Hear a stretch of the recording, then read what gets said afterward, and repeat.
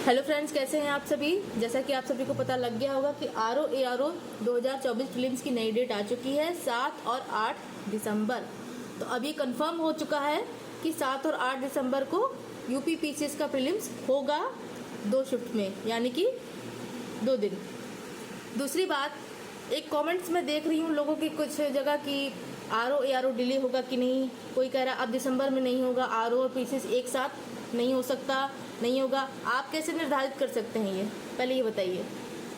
तो इस वीडियो के माध्यम से मैं आप सभी से अनुरोध करूंगी, ऐसे किसी भी र्यूमर्स पर बिलीव मत करिए। क्या होगा क्या नहीं होगा इसका अंदाज़ा सिर्फ लगा सकते हैं लोग, और वर्तमान की जो स्थिति वो यही है कि ARO अपने निर्धारित समय पर 22 एवं 23 दिसंबर को ही होगा। ये सोचकर किसी र्यूमर्स में या बहकावे में आकर आप अपनी पढ़ाई ढीली कर दें कि नहीं पेपर तो टलेगा, हमको ARO देना है, हम आराम से देंगे, मार्च तक की तैयारी करेंगे। 22-23 दिसंबर को हो गया तो क्या करेंगे आप, सोचने वाली बात है ना।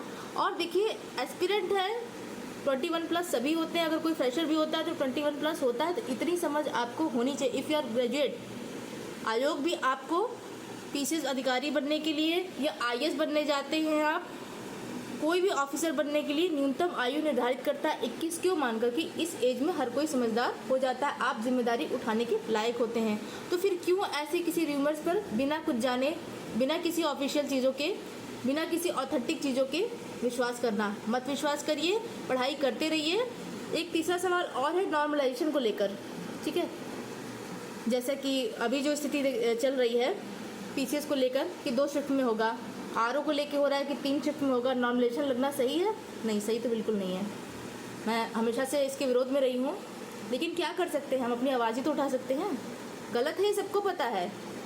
गलती कोई करता है, खामियाजा उसका लाखों स्टूडेंट्स भुगतते हैं। नॉर्मलाइजेशन होना बिल्कुल गलत है, और ये किसी भी ओर से अगर आपसे कोई कह रहा है कि नहीं सही है, गलत है, ऐसा कुछ भी नहीं है। मैं हमेशा से ये कहती हूँ नॉर्मलाइजेशन कहीं भी सही नहीं है, इसमें स्टूडेंट्स का नुकसान ही होता है।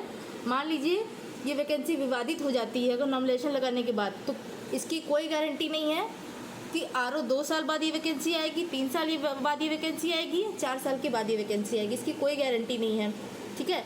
अब बहुत से लोग इसमें हैं जिनकी प्रायोरिटी पीसीएस है, बहुत से ऐसे हैं जिनकी प्रायोरिटी ARO है, उनके लिए ARO सिर्फ एक बाबू की नौकरी है। देखिए, साफ साफ सच्चाई बता रही हूँ, जो लोगों की मेंटालिटी होती है। मैं नहीं कह रही कि ऐसी नौकरी है, गलत है, ये छोटी है, कोई काम छोटा बड़ा नहीं होता है।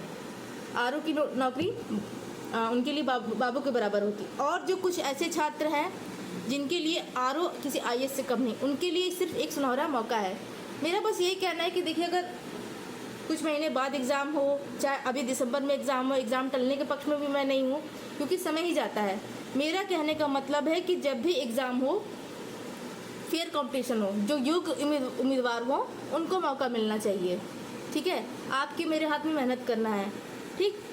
और एक वीडियो के माध्यम से संदेश ये देना चाहूँगी कि आप अभी फ़िलहाल इसके बहकावे में मत आइए। अगर आपसे कोई कहता है कि ARO टलेगा 1 महीने में, संभव नहीं। आप कौन होते हैं निर्धारित करने वाले, या हम कौन होते हैं निर्धारित करने वाले? हमको तो आयोग के अनुसार चलना है ना, आयोग आपके मेरे अनुसार नहीं चलेगा। हाँ, गलत चीज़ें हैं, जैसे कि पेपर लीक हुआ था, लोगों ने आवाज़ उठाई क्योंकि गलत हुआ था, ठीक है।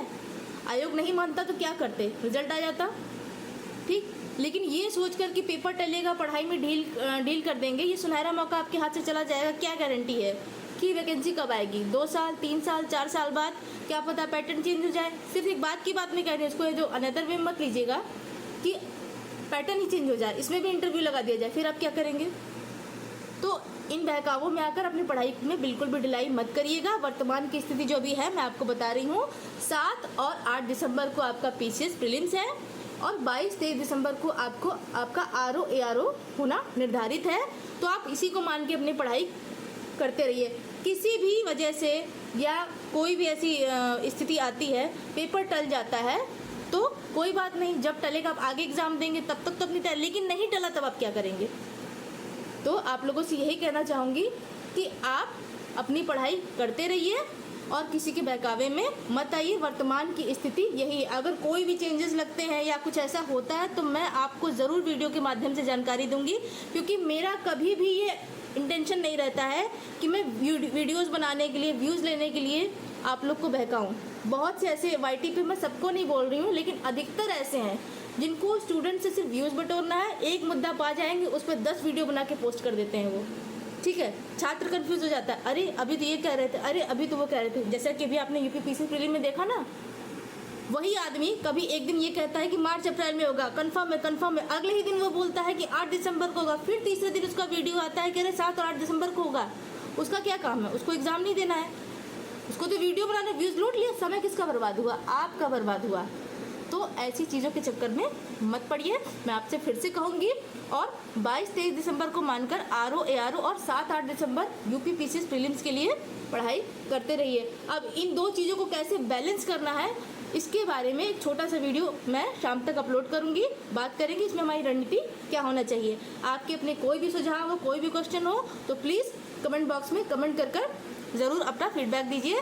और फर्स्ट टाइम अगर मेरे चैनल पर आ रहे हैं तो do like share subscribe my channel, ठीक है। Thank you.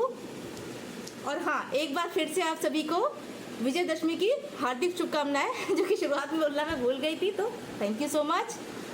शुभ रात्रि तो नहीं बोलूँगी, ठीक है। थैंक यू, धन्यवाद, जय हिंद।